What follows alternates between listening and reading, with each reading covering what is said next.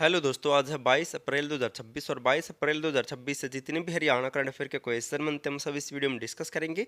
और हर क्वेश्चन के बारे में इंपॉर्टेंट और एक्स्ट्रा पॉइंट पढ़ेंगे विद हरियाणा जीके और हरियाणा करंट अफेयर के साथ में। तो सेशन को शुरू करते हैं।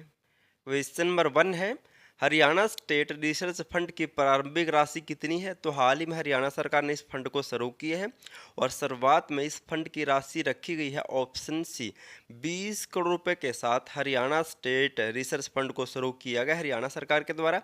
और ये क्यों शुरू किया गया इसके बारे में जान लेते हैं। हरियाणा सरकार ने 20 करोड़ रुपए की शुरुआती राशि से हरियाणा स्टेट रिसर्च फंड को शुरू किया है।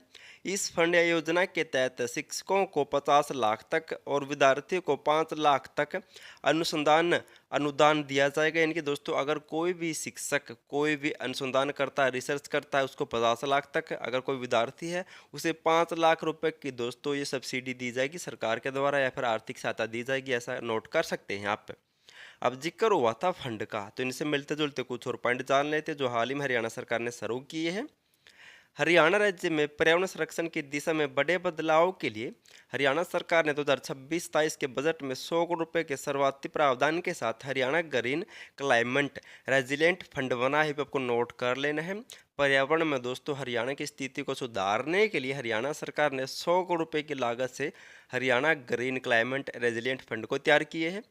और हरियाणा के भवनों या छतों पर सोलर सिस्टम लगाने के लिए 200 करोड़ रुपए की लागत का एक रिवॉल्विंग फंड भी बनाया जाएगा हरियाणा सरकार के द्वारा। नेक्स्ट है और मोस्ट इम्पोर्टेंट क्वेश्चन है, हरियाणा सरकार ने खेलों में 8 से 10 वर्ष तक की आयु के बच्चों को तराशने के लिए किस योजना के तहत प्रतिभा पहचान कार्यक्रम शुरू किए हैं? यानी कि दोस्तों, अब हरियाणा सरकार बच्चों को छोटे लेवल से ही अच्छे खेल की तैयारी करवाएगी। और इस तैयारी को दोस्तों शुरू किया गया है प्रतिभा पहचान कार्यक्रम के तहत। और इस प्रतिभा पहचान कार्यक्रम को शुरू किया गया हरियाणा सरकार में ऑप्शन सी मिशन ओलंपिक 2036 विजय बो योजना के तहत हरियाणा में प्रतिभा पहचान कार्यक्रम को शुरू किया गया है। हरियाणा सरकार ने मिशन ओलंपिक 2036 विजय बो योजना के तहत 8 से 10 वर्ष तक की आयु वर्ग के बच्चों को खेलों में दोस्तों अच्छे तरीके से उनकी स्थिति या उनको अच्छे तरीके से दोस्तों खेल सिखाने या तराशने के लिए एक दीर्घकालीन प्रतिभा पहचान कार्यक्रम शुरू किया गया है। इसके अलावा हरियाणा सरकार वन डिस्ट्रिक्ट वन स्पोर्ट पहल के तहत जिला स्तर पर प्रतिभा खोज अभियान चलाएगी ताकि हर जिले से दोस्तों अच्छे से अच्छे खिलाड़ियों को चुना जाए। तो आपको नोट कर लेना है, हरियाणा के खिलाड़ियों को दोस्तों ओलंपिक लेवल पर अच्छा प्रदर्शन करने के लिए अब छोटे लेवल से खिलाड़ियों को तैयार किया जाएगा। और इसके लिए हरियाणा सरकार ने मिशन ओलंपिक 2036 विजय बो योजना के तहत प्रतिभा पहचान कार्यक्रम को शुरू किया है। अब इस योजना का जिक्र हुआ था तो इसके बारे में जान लेते हैं। हरियाणा राज्य में मिशन ओलंपिक 2036 विजय बो योजना 29 अगस्त 2025 को शुरू की गई है। 29 अगस्त को दोस्तों खेल दिवस होता है, राष्ट्रीय खेल दिवस। उसी के अवसर पर हरियाणा में मिशन ओलंपिक 2036 विजय बो हरियाणा योजना को शुरू किया गया था। इस योजना को 20 करोड़ रुपए के साथ दोस्तों शुरू किया गया है। इस योजना के तहत ओलंपिक 2036 में प्रदेश के खिलाड़ियों के लिए 36 मेडल जीतने का लक्ष्य रखा है।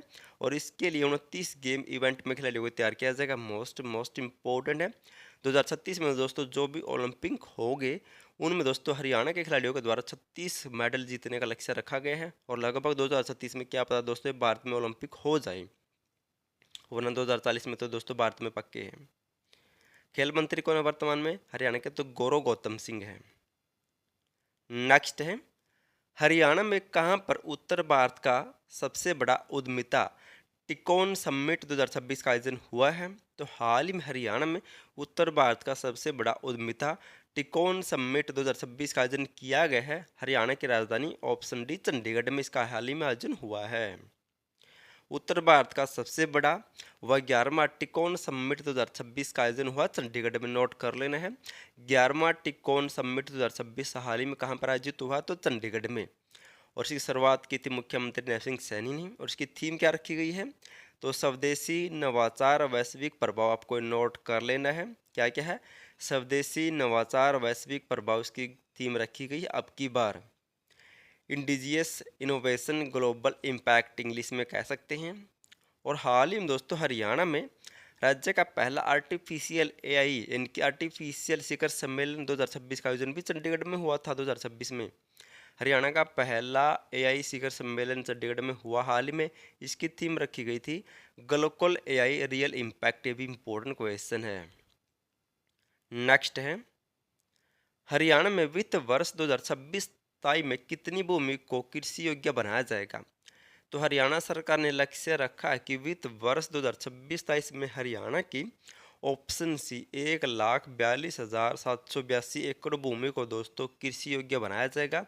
हरियाणा में बहुत ज़्यादा भूमि दोस्तों लवण से ग्रस्त है और सेम से ग्रस्त है।